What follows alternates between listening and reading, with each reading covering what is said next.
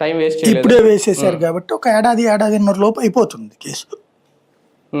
అతనికి రిలాక్స్ అయిపోవడానికి వీలవుతుంది. ఒకవేళ ఏదన్నా శిక్ష వేస్తే పైకోర్టుకు పోవడానికో ఇట్లా.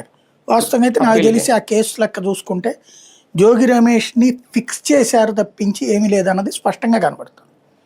ఎందుకంటే వాళ్ళు రాసిన చాట్ షీట్లో ఏ ఆధారం లేదు జోగి రమేష్కి సంబంధించి. వీళ్ళిద్దరు గతంలో వ్యాపారం చేశారు కాబట్టి నిందితులు.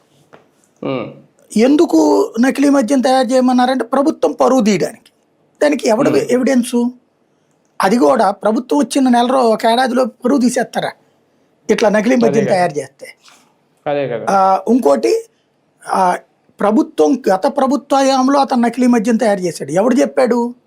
జనార్దన్ రావు చెప్పాడు. ఎవడు? నేరస్తుడు చెప్పాడు, నిందితుడు చెప్పాడు. నిందితుడు చెప్తే వర్కౌట్ అవుతుందా? అతను ముందు అతను వేరే వాళ్ళ పేరు చెప్తున్నాడు, ఆ తర్వాత దేశంలోకి దిగేటప్పటికి మార్చేశారు అతన్ని. రెండవది ఏంటి, ఆ డబ్బులు చూస్తే మరీ సిల్లి. జడ్జి గారు కూడా నవ్వుకుంటారనమాట. 3 నెలలకు ఒకసారి 3 నుంచి 5 లక్షలు డబ్బులు ఇచ్చేవాడట.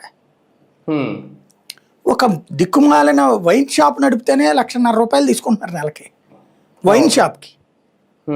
అట్లాంటిది ఏకంగా నకిలీ మద్యం తయారు చేసే కంపెనీ నడిపితే 3 నుంచి 5 లక్షలేనా? అది కూడా క్యాష్. 3 నెలలకి అంటే నెలకి 1,00,000 కూడా లేదు అక్కడ.